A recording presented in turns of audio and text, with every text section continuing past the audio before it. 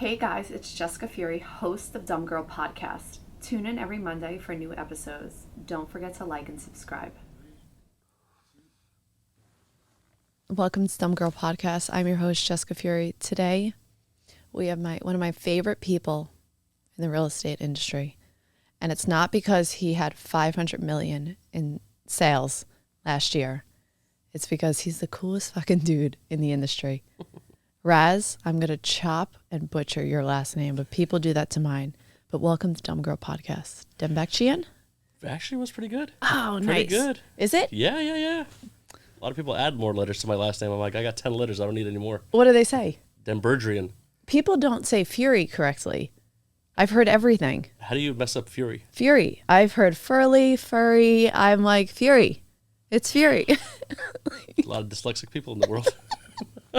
Welcome to Dumb Girl Podcast. Oh, pleasure. But really thank you for having me. I'm so grateful. I mean, can we just start 500 million in sales last year? Last year. Yeah. That's fucking amazing. 3 inspectors. Just 3 of you guys. 3 inspectors. We were tapping into the ultra luxury high-end property market. So the one we did was for 87 million. It was listed originally out in Bel Air. Sarbonne? Sarbonne, yeah. 777 Sarbonne.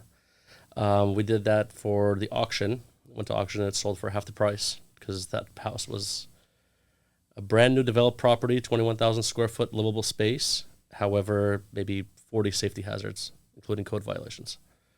So it was a complete disaster on foundation. We had another one for... Wait, hold on for a second. What comes up that it turns into such a... Well, let's see. One of the main things was you have 9 AC condensers, which essentially sucks in air from the outside and condenses it to provide cooling into the inside of the property.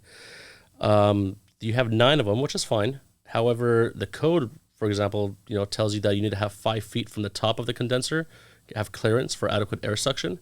And this guy built an exterior wood deck on top of the condenser with only like 5 or 6 inch clearance. So you're walking on the condensers. I said, that's a code violation. And he claimed to me, he was getting really upset. He was saying to me that the city inspector passed him already. And I keep telling a lot of people, I said, city inspectors get paid salary. They're engineers for one.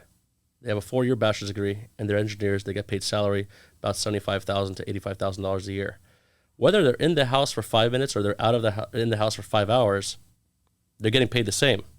So they want to get the job done real quick. And also on these high-end properties, sorry to break it to everyone, but a lot of them get paid off. What do you mean they get paid off? As in they would come up to you and say, okay, well, can you just pass me on this or whatnot? And we'll give you a few grand here, a few grand there, pocket money and hush. To the city? To the city. Oh, got it. They just pass. To the city inspector, whoever that inspector was.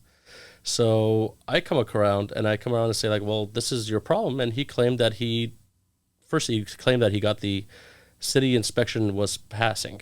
And I explained to him, I said, if you show me a city inspection report that says this passes, I will wire transfer you 100 grand right now. 5 days I don't hear from him. So it was that's like one of the things. The other thing was I checked with a thermal imaging infrared camera across every wall and ceiling in the entire property. And I noticed a lot of water collection in every wall and ceiling, which means it indicates that you have a leak. You have a water leak from probably the rain or weather elements. So it was pretty disastrous. After that property, I did a property for 33 million. I did another property for 68 million. I did one for 120. Then God knows how many, like in the 10 to 15 What was the million. one on 120? I'm trying to think. 120 was, if I'm not mistaken, remember. I think I know which one you're talking about, but I don't know. Williams and Williams. I think it was Brandon. Oh, okay. Because Yeah. I know that I think Mauricio had one that was like 120.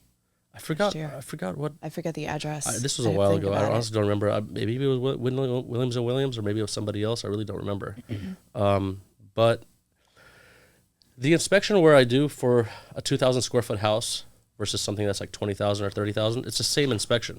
The only difference is I have more things to inspect. But they use a lot of cheap material for all these new build properties. I've realized that it's not the cheaper material, but it's also these contractors or this builders for that matter, the subs are the ones that do the job. The builders don't do anything. The builders are there to put their name behind it, saying that we built this. They're like an architect. An architect may design the house, but they don't actually go in there and nail studs to the wall. The subs are doing that. But subs are getting paid for each day for each project. And that one sub maybe has 2-3 different projects in the same day or the same week. So if one guy is paying him more money than you are, he's going to try to quickly finish up your job and go to that guy. When he goes to that guy, well, guess what happens to your project? It gets either messed up or is delayed, or they claim that it's delayed from labor materials. So it's a really, it's a strange predicament that the sellers or the builder or the clients actually, or even most of the time the agents, don't know what this is. But I'm in the industry from a long time ago, from the construction days, and it's a constant reoccurring problem.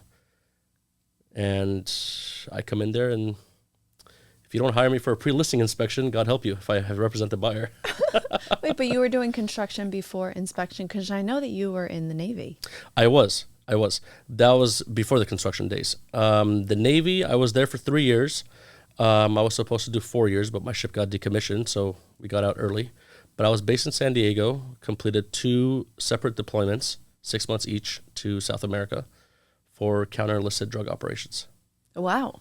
Yeah, so wow, essentially cool. we were catching coke lords and dealers on speedboats and submarines. Wow, that's really cool. Yeah. Who cares about houses? Yeah. Can you tell me a cool story that went on? Oh, well, there's about one specific story that's still stuck in my head, only because I was the one that did it. But so after standing like an 8-hour watch straight without sleeping at all, I have to stand there in the middle of the night. This is at like 1 o'clock, 2 o'clock in the morning. And I'm wearing contacts at the time because my eyes were that bad. And I took my contacts off when I switched watches, about to go down to berthing to our sleeping quarters, which is like 3 bunk beds stacked on top of each other. And I just about fell asleep for like 5 minutes, and all of a sudden somebody wakes me up and goes, "You need a man scat." I'm like, "Oh God, you can't go to anybody else. It have to be me." They're like, "Well, you're the lowest ranking guy in the division." I'm like, "Damn it." So I got up to man scat, which means you have to man the 50 cal guns, because apparently we're going to catch some coke dealers right now on the speedboat. They put the night vision goggles on. I put it on. We're in condition, condition 3, which means there's a round in the chamber, but we're not ready to fire yet. We have to rack it back twice. Usually that's for drills or whatnot. It's always condition 3, and that's it. This time he goes, "Put it in condition 1. I said, "What?" And he goes like, yeah, we're about to fire. I said, "Fire at what? I don't see anything." He's like, "Do you see that little yellow-green dot about maybe 300-400 yards away?" I said, "Yeah."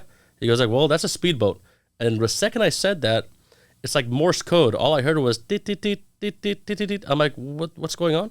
He goes like, "They're shooting at us with AKs and Uzis, and that's the sound of the bullets hitting the ship." I said, "What the hell are you supposed to do with the Uzi and the AK? It's not even going to take off the paint. We're 40 feet across pure steel. What are you going to do on the warship?" He goes, "Put it in condition 1. You're ready to fire." I said, "Can you repeat that, Chief?" And he literally just yelled at me, "Waste of motherfuckers." I'm like, and I just went, I can't see anything. So I just put my arm in a like circular motion, and I just started firing away. I was supposed to shoot 50 rounds, but I shot the entire box, which was about 100 rounds of 50 cal rounds. And whatever I was hitting the water. I hit a dolphin. I don't know. I'm just going around in circles. I'm 22 years old. And one of my buddies, he took my earphones out, so because the thing is super loud, and he put the iPod piece in, and he was playing Metallica Enter Sandman while I'm firing at these guys. So whenever they tell you that military, like, "Oh, it's a very serious thing, like we're going to go and kill people, we're going to do this, it's a very serious thing." Absolutely not. It's a freaking, I think of the U.S. Navy as one big college fraternity with missiles. That's essentially what it is. Oh, that's funny. So, yeah, and apparently I shot 3 guys, but didn't kill them, thankfully, because I was adrenaline rush. I was like, hell yeah, I'm going to send these guys to hell. And then the second the adrenaline went away, I'm like, oh shit, am I going to go to hell? I just killed 3 guys. But they told me straight up at the end, they're like, "Yeah, you didn't kill him. You just shot one of the guy's arms off, and you just hit the couple guys, and we're going to send him to LEDET, which is Law Enforcement Detachment Group, Coast Guard, to arrest him and take him to the States." And then you deployed after 3 years and then went into construction? Yes, I did the 2 deployments. After that, it was about a 2-year total. Actually, a 1-year total, and then 2 years on land. After that, I got into construction. I went and got my AS degree in construction management, and I started working for Balfour Beatty as an assistant project manager. And the biggest project that I was ever on, which it sucked, it got shut down by OSHA inspectors because the family, that the investment group that was building this property, this huge property in Orange County, they didn't have scaffolding permits. So it was a $600 million project at the time. Wow. Where was this? On the corner of Beach Boulevard and Orangethorpe Boulevard. They were going to be building a 7-story parking structure to mesh in with a mall, essentially. So that got shut down. But for coming from the construction side, I know how these guys work. I know what's needed for code. And by the way, building code in general, it changes every 3 years. So what was good 3 years ago is not what it is now. It keeps getting revised. And then afterwards, my wife is telling me, she goes, Raz, I moved from assistant project manager to quality control inspector. And my wife goes like, you should be a home inspector on the side. I was like, why? Why would I want to be a home inspector? It was like, oh, because they make a lot of money or whatnot. I'm like, are you kidding me? We paid our guy for a condo like $150. Like, I'm going to wear a tool belt and get licensed for $150 for why? She goes, Raz, you know how to talk. You know all the right people in the right places. You do a really good job. You're super anal about every little thing possible in the property. Just give it a shot. I was like, all right. So I did. I've been doing this for 8 years, but I only started going after it hardcore within the past 3 years during COVID. So it was kind of like, nobody knew who I was. I tried going after Maurizio. I started going after Aaron Kerman. I started going after Altman Brothers, Sally Forrester Jones, Hilton and Highland, David Kramer, which now became the president of Hilton and Highland. Nobody gave me the time of day. They didn't even let me in the parking lot. They were literally telling me, like, who are you again? I'm sorry. We don't know who Magnum Opus Inspections is. No, I'm sorry. We're going to use somebody else. I said, okay. After doing a few free inspections for a lot of people, they started seeing my detail, and I started meeting the right people, and they started recommending me, and I knocked it out of the park. I was hitting grand slam home runs on every property inspection to the point where I made the agents look really good to their own clients. At the end of the day, your client may love you, but in the back of their mind, they're thinking, yeah, the only reason why you're with me is because you want that commission check. So if I make the agent look amazing to their own client as a third party, the client will be like, oh my God, thank you, Raz. But they're going to give all the business to that agent that brought me in to help them out. Last one was, there was an agent that I work with from AKG, from Aaron Kerman Group. He gave me the biggest hug last week after I went to the office. He said to me that last year I inspected a investment property for his daughter, a sixplex in South LA. In that market last year, they got back $75,000 back from the seller as repair credits. Wow. Based off of my report. Wow, that's incredible. I mean, that's amazing. Wait, so you went hard 2 years ago. What did you do to go hard? And how do you make agents look good? So how I go hard is, I guess the military kind of taught me, kind of ingrained it in my mind, to have no fear of anyone, of anything. At the end of the day, they're all human. I just kept going, talking to everyone I can talk to. And I actually have two agents right now that I'm actually mentoring on how to do better on business practices and salesmanship. I straight up told them that you need to contact everyone and talk to them about real estate. Doing real estate is not just a part-time job or I want to make 1 or 2 commission checks, I'm good to go. This is a lifestyle change. Yeah. Every single day, it's real estate. You're going out to dinner, you're talking real estate. You're going to go home, you're going to look up real estate listings or whatnot. Everything about you is real estate. The more you're familiar with that subject in life, the more fluid it's going to come out of your mouth, and it'll be much more receptive from the client. What was your other question? Sorry. How do you make agents look good? Okay, so so for example, like today's inspection, I did an inspection for the seller, 2 properties, main house and the guest house. Now, for the seller is a different story because I'm looking at major components only. But if I was doing it for a buyer, a full thorough inspection, what I'm doing is I'm finding all the issues, major and minor safety hazards that is, or it can be if it's left untreated. And I put that down super easy on the report. So what I provide to you as an agent is, now it's time for you to go get repair credits. But how do you know what to go get repair credits for, how much it is if you don't have a good inspector that's going to be super thorough with the property. You don't want to put your client in a property that's an inspector that says, oh, everything's good, don't worry about it, everything's fantastic. Okay, the inspector takes your money and goes, and he's done. But if that client moves in and within a 1 week or 2 week time frame, something goes wrong in that house, they're going to be blaming you on why you put them there. Good luck trying to come back from that. So what I do is I provide all of the information ahead of time, give it as a silver platter to the agent. Agent sells it to the listing agent to get money back. When they get money back to the client's not going to be thanking me. The client's going to be thanking the agent. So it's like, oh yeah, we want to work with clients. That's great. But we'd rather work with agents that refer us to the clients. So if we make the agent look good, the agent will refer more business to us. At the same time, the client is always going to be happy. And they're going to be using that one agent every time continuously. So it's like one big love triangle. And now you work with all those agents. I work with all those agents, yeah. And last week you met Julia Garner. Yeah, Julia Garner. Julia was really awesome. My mom is a super diehard fanatic, like fan of hers. So I told her, I'm like, look, Julia, I mean, I've watched you on Ozark. I've watched you on Inventing Anna. Like, you're freaking flawless. It's like perfect precision, like acting.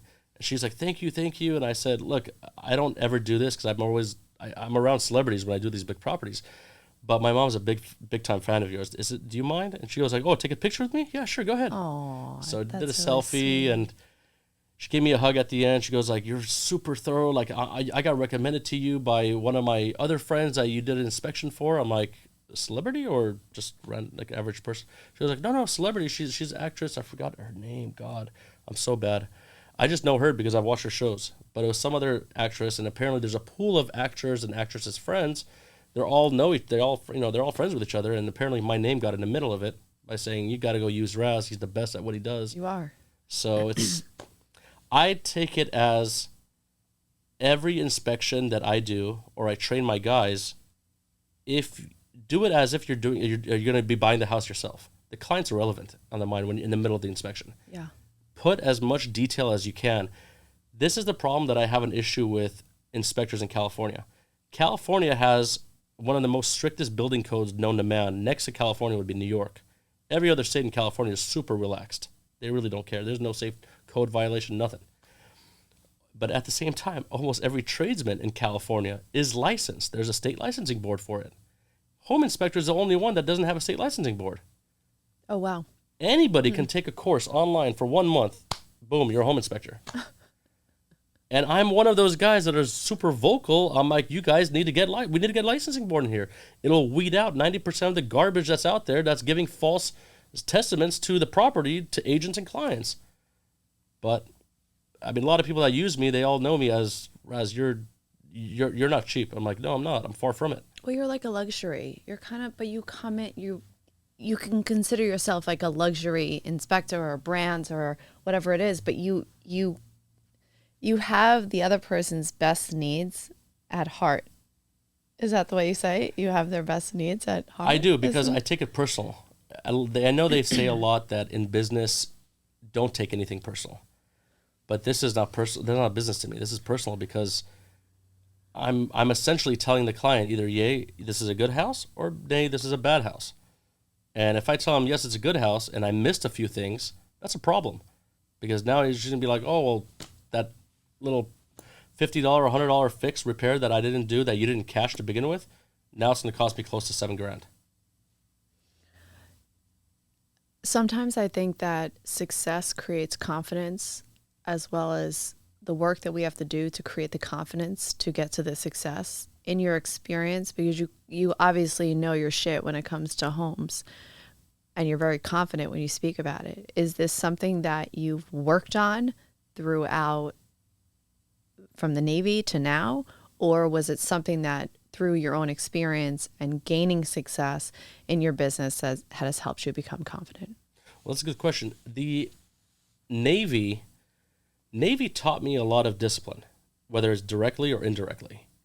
So it was more like whatever you do, whatever job you do, I mean verbatim, this is literal, it's not even exaggerating. Our chiefs and our officers would tell us, if you mess up on this job that we're giving you to do, something as simple as cleaning the bulkhead, like cleaning the walls or sweeping up the floor, if you mess up, someone's going to die because of your mess up. Someone's going to slip and fall and crack their neck, and someone's going to die. So with that extreme, like, I wouldn't consider it brainwash, but more like extreme like discipline they ingrain in your mind, that stays with you for the rest of your life. So therefore, anything I touch that I have to put my name behind it or my company's name, it's 100% perfection. It can't. There's no room for, oops, sorry, I'm human, I made a mistake. Oh, sorry, my wife's on my mind, or my family, we're not going through some good times right now. None of that. That's irrelevant. You leave it at the door. That discipline that's been instilled from the Navy days and construction makes it even worse because now there's a lot of legalities behind it. Then you get into home inspections. I am super, super, super adamant to my guys that you always have to be perfect precision on everything. There's no such thing as mistakes. And I mean, my guys, when I was first training them, I was telling them straightforward, ask me every question you have. I'll tell you what it is. But don't tell me that, oh, I got this, and then comes around that the client calls me back and goes, yeah, your guy kind of messed up. He didn't check this thoroughly. Where is this at? Which wall is this? It makes me look bad. My guys are not marketing. My guys are not, going around talking to different agents or whatnot to see if they want to use this or whatnot. They're waiting until I give them an inspection to do. I'm the one that's going around and talking to everyone. I'm in Beverly Hills 3-4 times a week, and I live in traffic. I'm about an hour and a half northeast of it. That's where I live. I'm near Pasadena. I'm in Monrovia. What do you do on a day-to-day basis to maintain that discipline? Being so disciplined, your life takes a lot of work. I constantly try to learn new things, specifically code required, even though it's not part of my job because I'm not a code inspector. I'm not a guy that says this is against code. I know some things that are against code because I take passion in what I do. But it's not something that's needed. But I like to learn. I constantly watch YouTube clips. I constantly listen to a lot of YouTube motivational videos. Perfectly speaking, one of my favorite motivational speaker is Denzel Washington. Oh, cool. He is a solid guy. And from all the books I've read from different authors and listening to so many people, I've realized that there's no excuses. There's no such thing as I can't do this because the market's bad. I can't do this because this guy's switching, his mind all the time. I can't do this because of that. That's bullshit. A lot of people don't want to take accountability for their own actions or lack thereof. They don't want to. It's easy for them to blame something else, to cover up the fact that they're a failure. If you say to yourself, I'm a failure, and you recognize all the issues that you need to remedy, that's a perfect place to start from and now to move forward. But if you don't accept your responsibility, you just keep digging yourself deeper and deeper and deeper and deeper. And you're going to be even more frustrated, and you're never going to be successful in life. And I think when you take responsibility, there's a lot of positivity that can come from that because you're going to want to find out what you can do better. You're going to want to, unless you're just like an egomaniac and you're just like, I'll try something or I'll just continue to do it my way. But it's sort of, I like to ask people questions so I have to use my own experience. When I take responsibility for something, I then can ask questions and say, am I doing this right? And get feedback. What is a suggestion that you would make? What works for you? What can I implement from what you're doing that is creating success to then implement into my business to create success? And I'm going to turn that into a question. What is something that you've taken in your business? 500 million, that's Raz. That's amazing. And 3 guys. So it's like, let's actually was looking at that and implementing what you've done and making suggestions or whatever it is that you can give to someone else or even just talk about what has worked for you. That would be so great. Of learning or of actually making it successful in any kind of in business? Actual action that you've taken to be, let's see, direct. Motivational speeches really help, but it's the action that comes from it. So, perfect example, I would say master the art of selling on the phone. People are always against it. They don't want to, but I said, because if you sell somebody in person, that's the easiest thing you can possibly do. Because if they're not interested, They'll try to stay interested to be polite, so they don't just walk away rudely. Or they might cuss you out. I don't know. But it's easier in person. On the phone, if they don't want to talk to you, they'll just hang up the phone. How do you master the art of being good at selling on the phone? You have a rebuttal for every answer that you're trying to sell to someone. So, for example, as an agent, you call somebody, let's say in Encino or Beverly Hills, wherever, it doesn't matter, Van Nuys. And before you contact anybody in those cities, you have to know everything about that city. Everything from what the hedges look like, what color is the grass, does it need watering, does not, is it a friendly dog walking place, walking sorry. Got into it. This is LA. There may be cat walking. Cat walkers. I had a client one time who had a pig, and she would show up to the training sessions with a pig. So anything is possible. Is it a safe neighborhood? Is it mostly single family homes? Is it mostly apartments, condos? You got to know everything, ins and outs about it before you contact the residents in that city. And then when they pick up the phone, they're going to think that you're trying to convince them to sell their property. Don't. You don't have to make them sell their property and be a listing. Explain to them on how to expand their portfolio. Ask them what they do for a living. If they're an older person, they're probably retired. Okay. If you're retired in LA and you're not making minimum $100,000 a year from that retirement, you're living in the wrong state, or better yet, wrong city for that matter. So my thing is that why don't you expand your knowledge onto buying more properties, giving it out to rent, have positive cash flow coming in, and also it's one hell of a tax write-off. So explain that to them, like, don't you want to expand more? I can get you into a property to purchase, still live here, but rent this out. Rental income payment for the mortgage is about, let's say a small condo, it's about $1,800 a month. Charge them $2,500. Do some remodeling into the condo. Spend like $5-10 grand in that small little 1-bedroom, 1-bath, 800-900 square foot condo, and do some remodeling. Get some positive, and then you'll be making about $600-700 a month extra consecutively every month, and every year just raise it up 5%. Who cares? That's money coming in. Everybody wants to live in LA because the money's here, the businesses are here, the parties are here, the celebrities are here. Everything's in LA, so why not capitalize? I have a condo that I rent out in Pasadena right now. I mean, it's $1,800 a month. I'm charging them $2,500 a month. That's $700 every month, consecutive. They want to live here. Why? Because the girlfriend lives like 2-3 blocks away. They can walk to work. I'm like, why not? And it's a 1-bedroom, by the way, 900 square feet. I mean, it's insane. It blows my mind on how you can find problems. Owning a business or running a business, or as yourself as a real estate agent, technically you're your own business. You're the face of the company. It's only you. Your company is the one that just does the transaction. In my opinion, you need to be hardcore at everything. If you're good at, like one of my mentees right now, one of my agents that I'm mentoring, she's a model, entertainment industry. She gets paid to go to Bahamas, wear a bikini, and roll around in the sand. Okay, whatever floats your boat, do your thing. You're getting paid, good for you. But my point is that I'm like, well, you need to get in contact with entertainment industry, from other models, from producers, from photographers, videographers. And it's difficult for me to enter that world because I'm coming from the outside. But when you're already in the inside, who do you think they're going to contact when it comes to real estate? You're already a part of that world. They trust you. This whole thing's about trust. I mean, Jesus. A lot of people, now, I'm not trying to get racial here, but a lot of people, they get very angsty about a specific ethnic group in LA. I'm going to say it right now. Everybody, they say a lot of things about specifically Jews. I've said to them, Jews are my favorite clients. I'm Jewish. Yeah. Are you really? Listen, it's a whole other story. I found that I was Jewish 4 years ago, but I grew up Catholic and wow. Apparently Is lightning going to strike you right now? I'm going to move away for a second. No.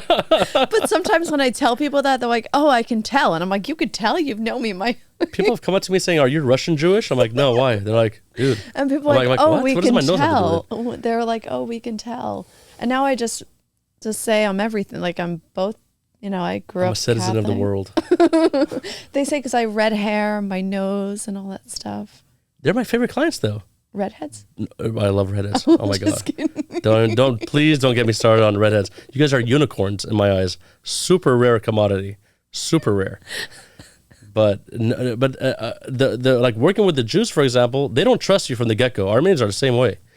But once you gain their trust, they will share you out to the rest of the kingdom, which I love Jews because I've gained their trust. I've hooked them up royally. I don't think there's a lot of racism around that in LA. Oh, my friends have. There's just so much. Friend of mine, Ari, I grew up with. He was Jewish. His mom hated me. Dad loved me. And he was getting bullied in Orange County because I grew up in Orange County. And I was always, like trying to protect him or whatnot. And so we became friends. And then he came to LA. I came to LA. And a lot more people were being more racial and prejudicial and doing racial slurs to him and making jokes about him left and right. And he's always been the type where he's more of he's like the brain. And then you'd see like the muscle would come around. So with this beautiful fat, body, I was the muscle. So I'm kind of like the type, I've been bullied. I don't like, I don't like bullies, period. And actually one of my bullies in Orange County actually asked me for a job about a year and a half ago. Yeah. When did he bully you? When I was a kid, like in elementary school, middle school, 9th grade. Because I wasn't, I look super white, but I don't have a typical white name. And, so they bullied you based off of your name and ethnic background. What the hell's an Armenian? I'm like, nothing crazy, just a 7,000-year-old race. No big deal. Nothing. Don't worry about it. I mean, I'm going to turn a corner with that, but did that lead you to go into the Navy and take the route that you've taken with I was insecure when I was younger. I was a partier in high school, girls, guys. I mean, when I came to LA, these are mostly like Armenians. They all knew me as where's the party going to be at? Where back in the day it was house parties. House parties were the places to be, not nightclubs. Nightclubs were going to pay money to go get all dressed up at a nightclub and spend more money on alcohol. Just go to a house party, it's free. So I was just a partier, constant partier. Everybody knew me, but I was always lonely. I didn't have real friends. These friends just called me whenever they wanted to know where's the next party. So I was and I was at the same time doing loans. I was a mortgage loan officer back from the 2004 to 2008 during that crash era. And I was doing every job that my father was pretty much telling me to get into. Like, do this job, it's good for you. Do this job, it's good for you. Do this job, it's good for you. And I was bouncing and failing and failing and failing and failing. And I was like, you know what, forget this, I'm done. I'm like, I want to go and do something that I want, that nobody can tell me. And once I sign the contract, there's no coming back. So I thought, it's military. Now, at the time, I was playing a lot of Counter-Strike on the computer.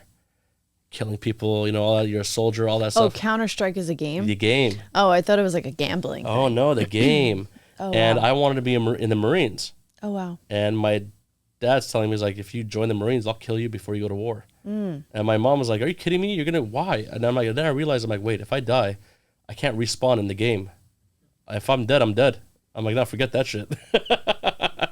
So I went in. I'm like, okay, which one sees the world? And everybody said Navy. I'm like, all right, I'll go to Navy. And I also did it for two reasons. One, to better myself, to have the confidence to do something more with my life.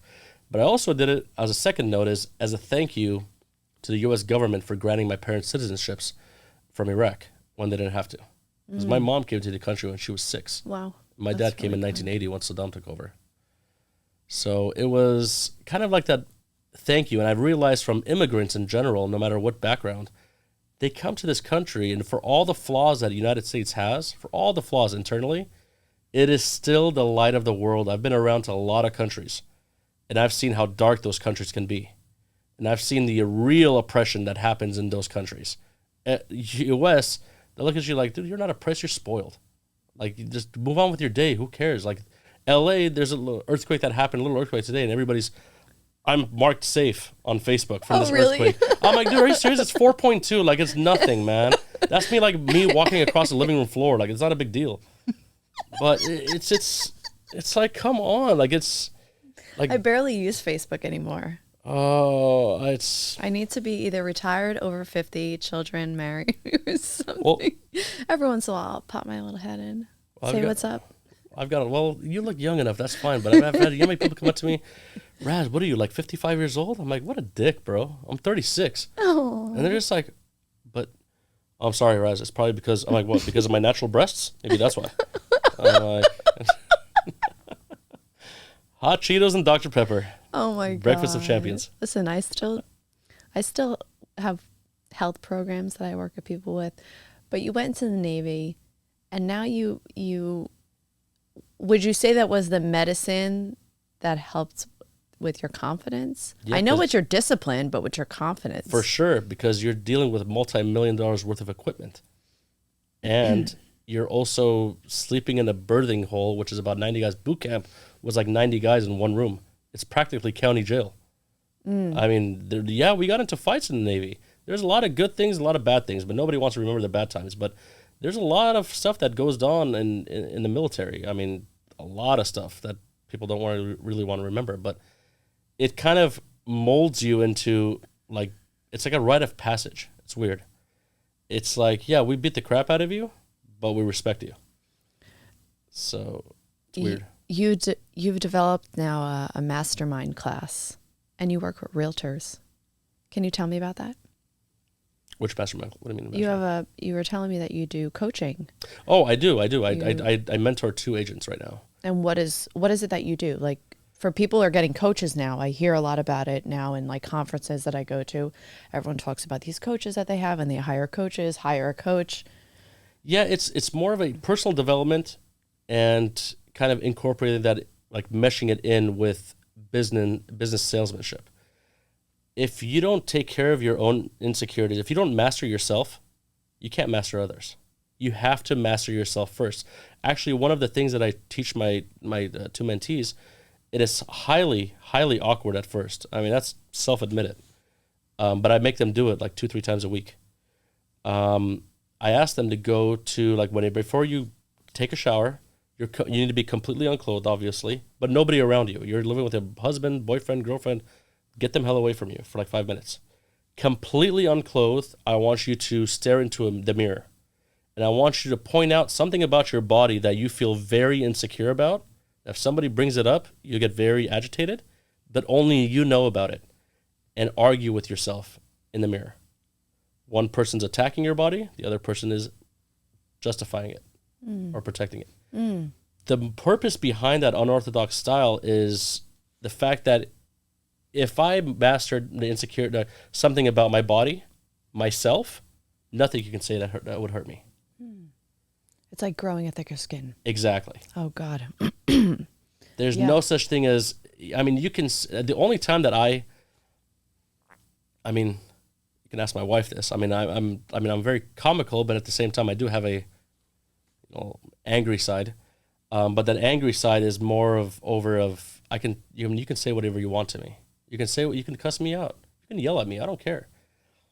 But if you, for whatever reason, hurt one hair on my wife's arm, I'll make it my life's mission to put you in the ground. Oh my God, that's so sweet. Not like sweet, like you're gonna hurt someone, but sweet because loving, and I think that's really nice. I don't allow any kind of disrespect toward my wife for whatever reason.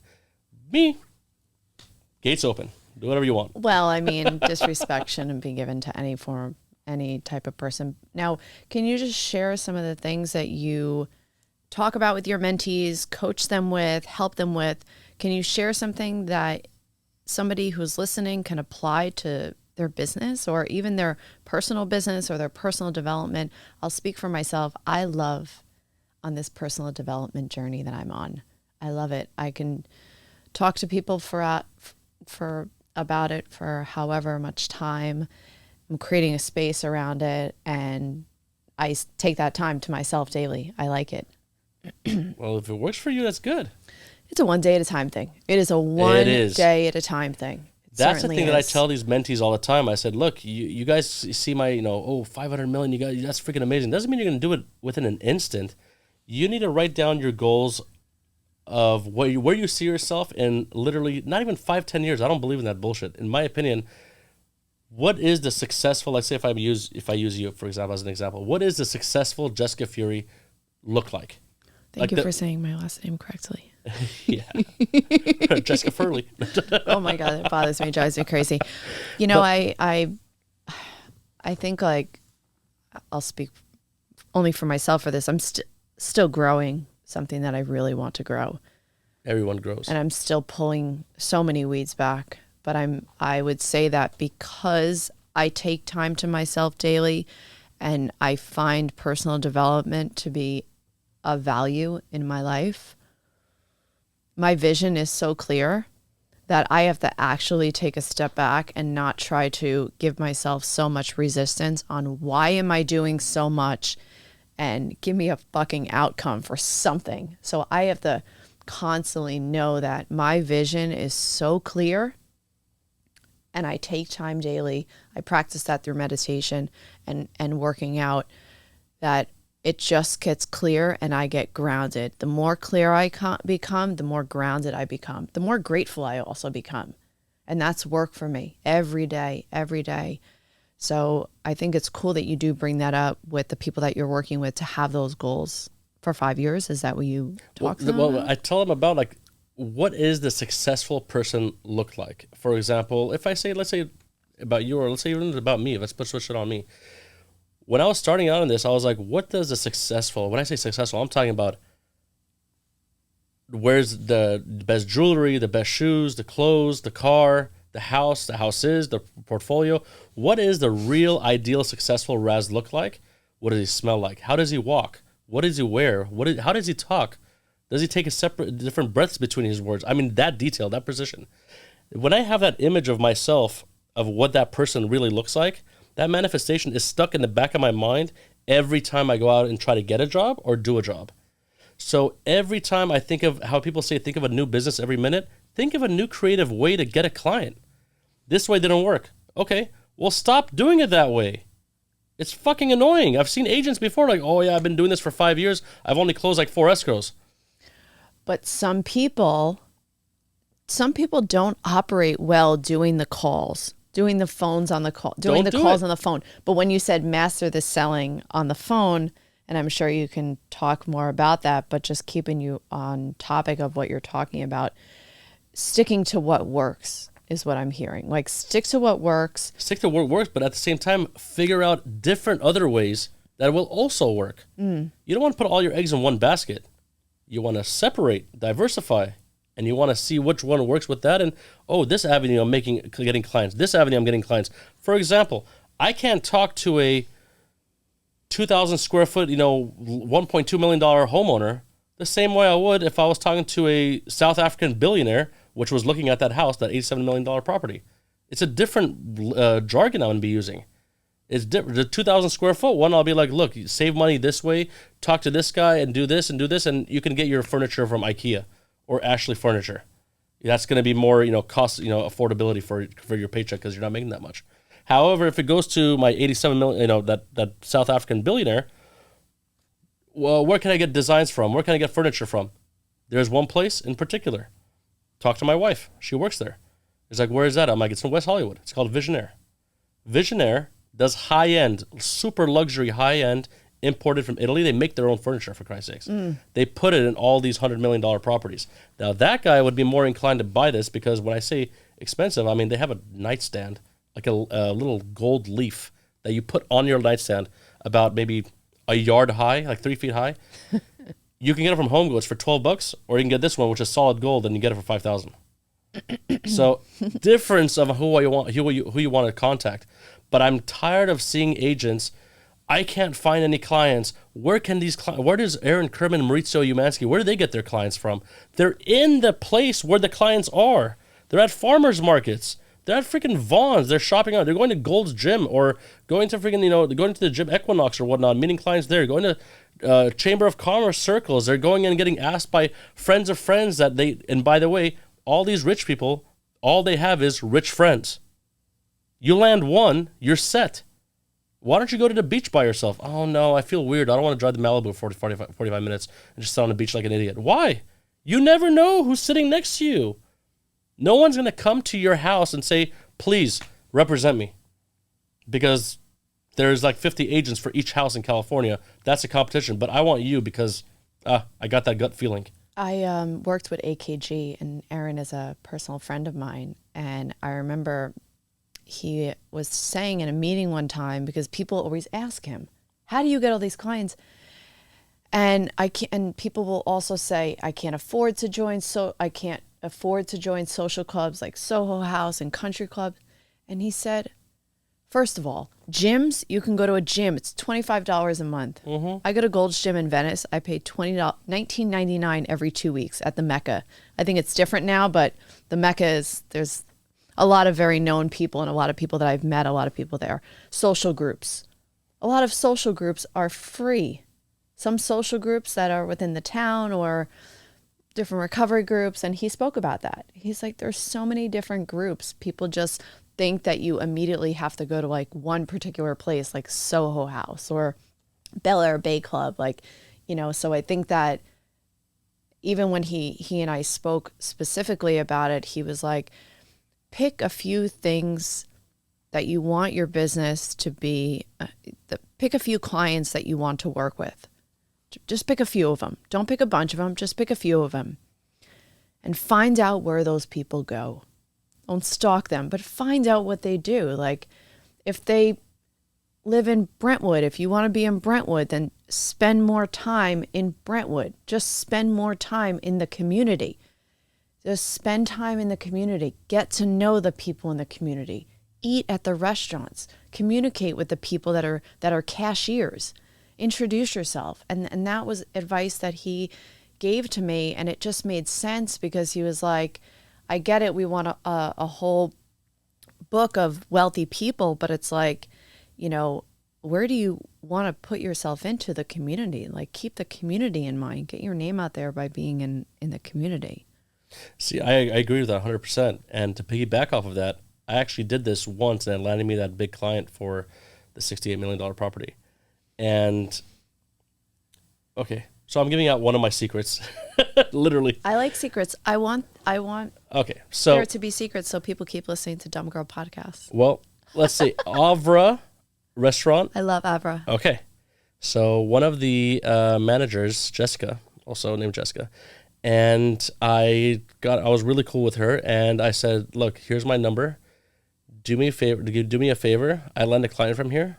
I'll give you my profit. I'll give you part of it.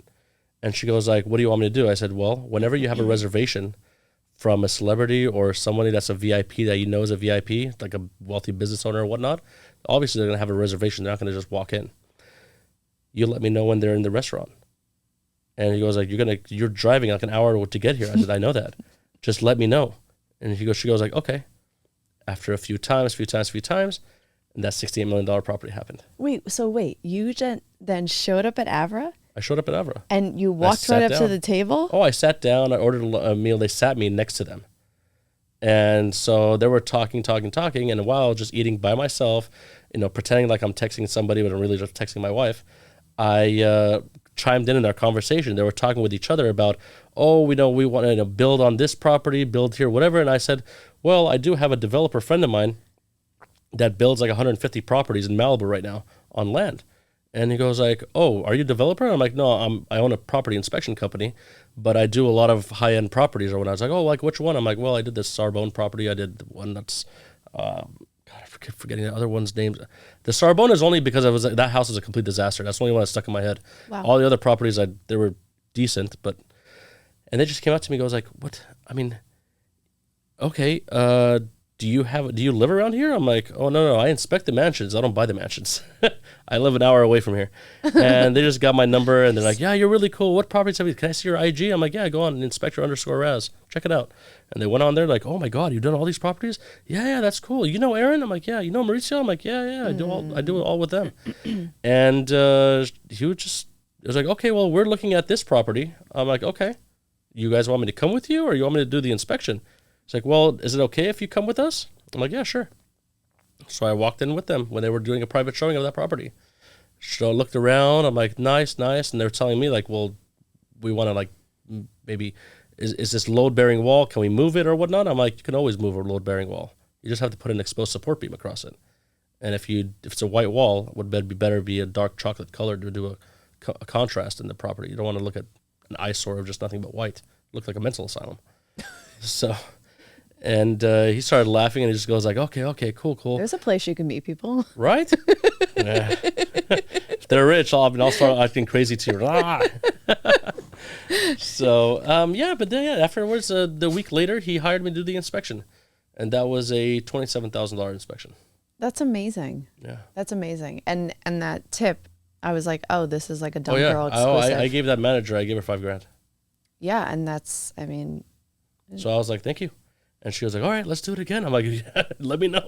Yeah, of course. I think that's so great. I am so grateful that, first of all, you were the person that came up to me. You came up to me so randomly at an open house. I went to a Twilight. I was so tired. Sometimes I'm just like so tired, but I have to always remind myself that, and there's this book with Ed Milet, and it's called The Power of One More. But there's a couple other motivational people that do talk about this, that sometimes as tired as I am, that even when I want to just chill with the dog and just decompress, if there's something that's going on, it's a networking event, and it's 30 minutes, even if it's 30 minutes, even if it's 30 minutes that I show up, I know that my goal, and I tell myself, and there was a reason why I went there, because I wanted to make sure that I was in front of somebody that I knew was going to be there, and I needed to be there more at the earlier time, when there wasn't a lot of people, and I wanted to make sure I walked right up to that person and I introduced myself and I make small talk. And that's something that I do. And as tired as I was like, I'm going to do this didn't because look tired at all. Like at all. Like, welcome to the world of being a woman with makeup. Maybe I need some makeup. So I went there and I wanted to meet someone specific, and that's the reason why I went there. And I wasn't even there for that long, but then you came up to me and we made this connection. I think it's because I'm a redhead. I'm enough to have it all. Had you been like a brunette, I would have been like, ass. Then I would be cheering. JK. Raz, you are so, you show up, and I think you do so much more than just showing up. You give people their time, and you're so fucking helpful. You're so helpful. I'm like, oh my God, like, not only did I know like what I knew about inspections, but I'm like, there are so many ins and outs where realtors and inspectors and relationships become so important. So important, like, and a continuation to maintain those relationships, as opposed to just like, yeah, I work with this dude, where it's like, you never know. Maintain that connection and maintain that relationship. I care about, that's the point. I care about relationships. The money is a cherry on top. It doesn't mean anything to me. Yeah, I care about the relationship. Case in point, I did an inspection for Rob Lowe's youngest son recently. And actually about a month and a half ago, that's the first time I did the inspection for him. It was a property in Los Feliz. He didn't go through with it because it was a complete shit show. And I told him, I said, look, I can take your money right now and walk away. I'm giving you a solid report. But I'm only here, you only wanted me to check the roof, the attic, and the foundation. So I brought my foundation guy. I said, I want to be super thorough. I can go in there and do it. It's not a problem. But my guy is licensed foundation contractor and an inspector. He's the best. His name is Max McDade from LA Structural LLC. He's literally the best on the planet when it comes to foundations. He's my guy for my own properties. He came out and goes like, yeah, your foundation is going to cost like roughly $45,000 to $65,000 to replace, to do it all over. And he only has $200,000 to repair cosmetic stuff. So that took out like a major portion. Roof needs to be changed out. Attic needs to be changed out. Forget about the inside. And inside has to be all bulldozed to the ground. He asked me, he goes, Raz, what do you think? Should I be on your honor? I'll be honest. It's like, I already talked with my agent, but I want to know, should I get this house or not? I'm like, look, you can talk to Mikey. And Mikey is an agent that I work with. He works with the Aaron Kerman Group. I'm like, brother, if it was up to me, it's too much money for this property. And look at the neighborhood you're in. I wouldn't do it. Yeah. I could have taken his cash. I didn't take his cash. He goes like, how much do I owe you? I'm like, $850. And he goes like, okay, here's $850. I'm like, give it to somebody that cares, bro. And he's like, what do you mean? I'm like, I don't want your money. I'm here for 30 minutes. I don't want $850. I want the long-term relationship. I don't care about the cash. Yeah, that's like a month and a half later. I just did the inspection for him. Yeah, I can talk about this for many times. There is a book called The Innovative Secrets of Steve Jobs, and Steve Jobs says, somebody asked him when he first had the iPod why he charged what he did, and he said, I'm in it for the long-term game. if I charge them so much right away, I'm going to lose I'm going to lose someone for one product they're never going to buy again. I'm in it for the long term. And that was something that he tied into this book of building long-term relationships, long-term wealth, long-term success, and that was kind of where he got like the whole iPod and Apple success and all that stuff. I like to leave my listeners with 3 questions. One of them is, what is a non-negotiable in your morning routine that sets you up for the day? Non-negotiable morning routine to set me up for the day. Dr. Pepper. Dr. Pepper in the morning? We're going to have this conversation off. I'm a fatty air. for a reason. I don't. Aside from real estate, there's a reason why people have continued to stay in touch with me when it came to their health and wellness and all those things. Honestly, I genuinely like to help with that stuff. I listen to if it's a long drive, I listen to a lot of motivational speeches on YouTube, like I said, on YouTube. Nice. But I do that in the morning. Yeah. My mind is fresh, so I'm listening to that. Or, I know it's crazy, I look super white, I get it, but I listen to 3 rap groups that I pretty much grew up with. Which are? Bone Thugs and Harmony, Tupac, and Biggie. It was all the dream. I used to read Word Up magazine, Salt and Pepper and Heavy D up in the limousine, hanging pictures on my wall every Saturday. Rap Attack, Mr. Magic Marley Yes. Leave the listeners with one suggestion or a piece of advice that they can apply to their daily routine, business, and or relationship. Give everything a chance, have no fear, and go as hard as you can as if you're literally going to die tomorrow. With that mentality. Is that your motivational speech or somebody else's? That's mine. That's mine. You see the death part? That's the military, I'm telling you. Well, not necessarily with the death part. If you want to do it, if you want to do it more nicer, let's put it this way. If you don't work hard today, if you don't do the things that's needed to make profit, somebody else is going to be working even harder and is going to make it. So when they say to fake it till you make it, I say bullshit. Yeah. I don't fake it till I make it. While you're faking it, I'm making it and some.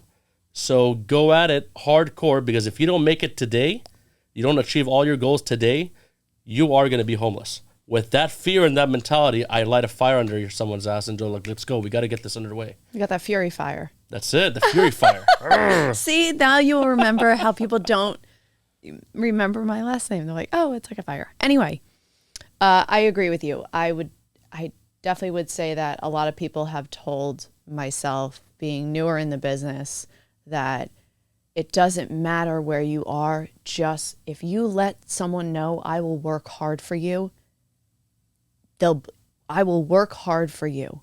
I'm honest and I care. I care so much. And people have told me that numerous amounts of time, and they've been in the business for a very, very, very, very long time. And they've given me that suggestion so many times. And I love and appreciate that you said that. And what are 3 qualities peers of yours would say about you?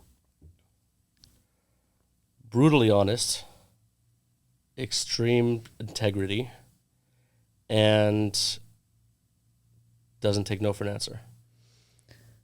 Raz, you're going to get probably at least a few calls from this episode. Plug yourself. Where can they find you? Where can they reach you? You can reach me at my direct line, is area code 626-346-8877, or you can find me on Instagram. I have 2 accounts, one's for myself and one's for the company. It's Inspector_Raz, R-A-Z, or Magnum Opus Inspections. And essentially, if you just go on Google and type in Magnum Opus Inspections, my name will pop up. Guys, he's the best. He really is, and I'm not even saying that. He truly is the best. You can follow me at Jessica J. Fury. You can follow the real estate page at Jessica Fury Real Estate, and support and follow the podcasts at Dumb Girl Podcasts. Thank you so much, Raz. Thank you so much, and I will talk to you guys soon. Thank you.